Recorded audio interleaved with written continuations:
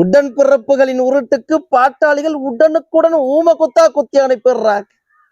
அம்மஞ்சல்லி 200 ரூபாய் காசுக்கு பாவம் அவனுங்க எவ்வளவு அசிங்கப்பட வேண்டியதா இருக்கு.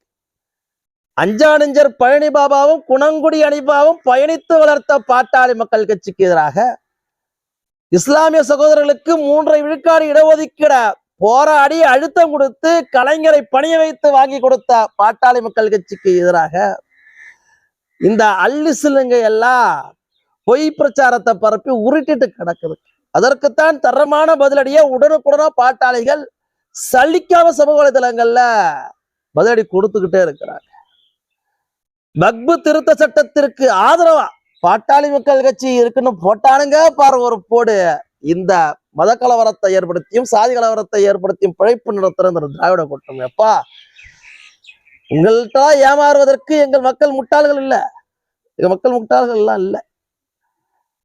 கடந்த வியாழக்கிழமை அன்று கூட சமூக நீதிக்காளர் மருத்துவர் ஐயா அவர்கள் பத்திரிகையாளர்கள் சந்திப்பின் போது வக்பு திருத்த சட்டத்தை தீவிரமாக பாட்டாளி மக்கள் கட்சி எதிர்க்குதுன்னு ஆணித்தரமா அழுத்த திருத்தமா பதிவு பண்ணாங்க. அத்தோடு மட்டுமல்லாம மருத்துவர் ஐயா அவர்கள் தான் தமிழ்நாடு அரசு வக்பு திருத்த சட்டத்திற்கு எதிராக நீதிமன்றத்தை நாடணும்னு தெரிவித்திருந்தாங்க.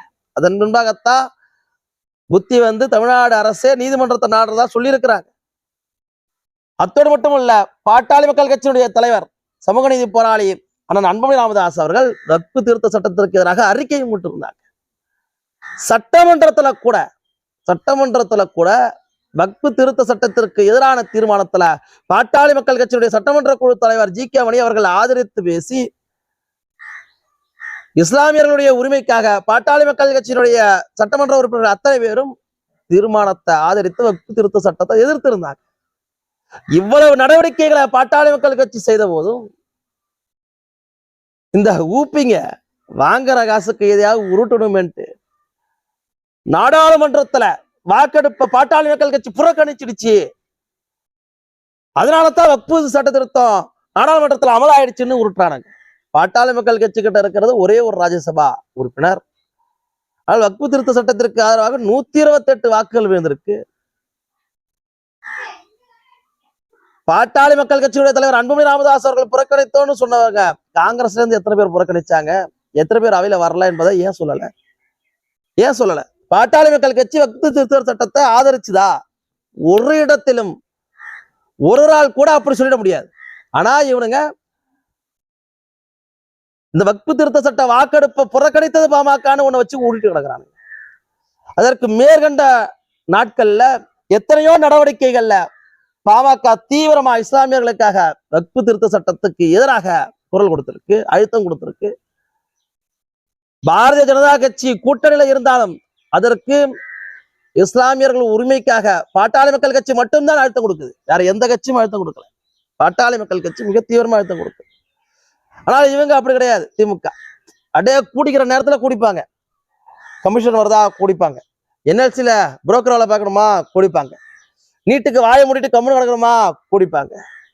அந்த நேரத்திலாம் கூடிப்பாங்க. போய் தனிப்பட்ட முறையில் சந்திச்சுட்டு வருவாங்க, வெள்ளை கொடை பிடிப்பாங்க, எல்லாம் பண்ணுவாங்க.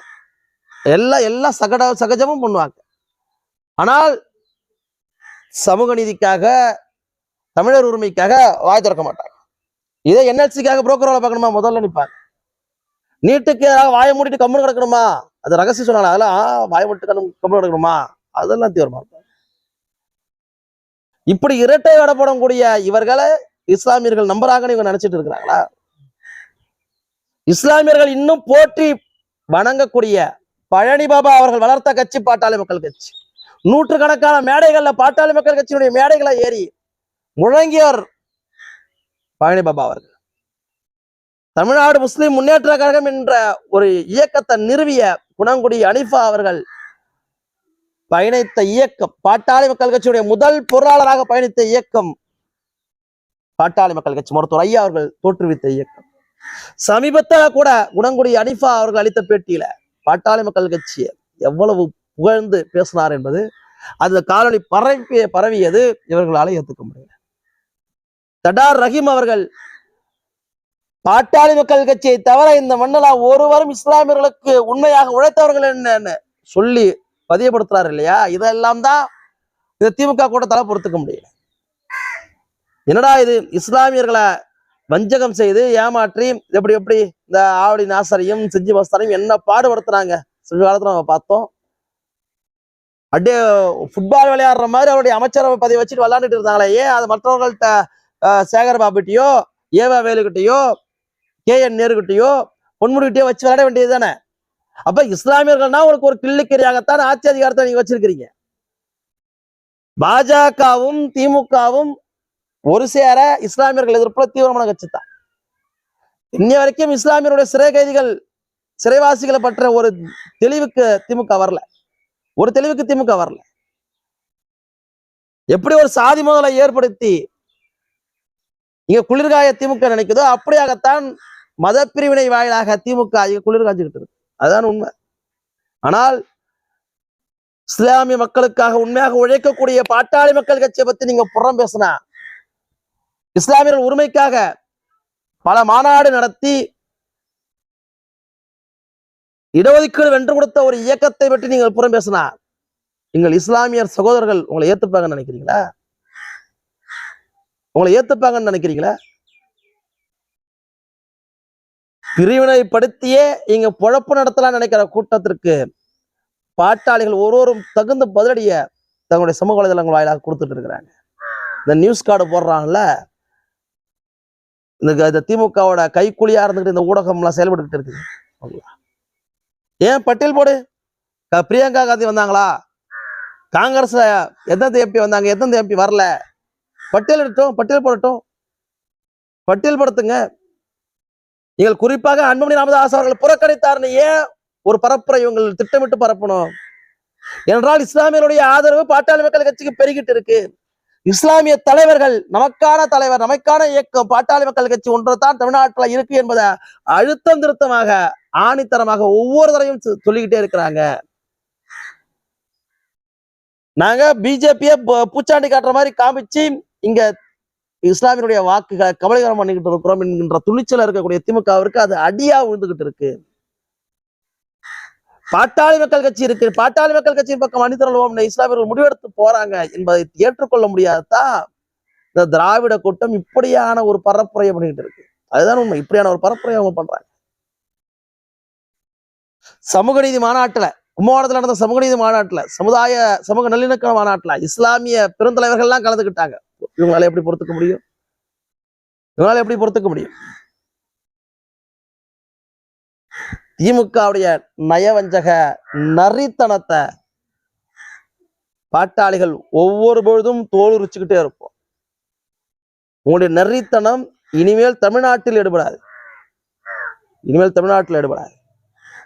இன்னைக்கும் சரி, நீங்க எந்த நடவடிக்கை எடுக்கிறீங்க? வக்பு திருத்த சட்டத்திற்கு எதிராக பாட்டாளி மக்கள் கட்சி துணை நிற்குது.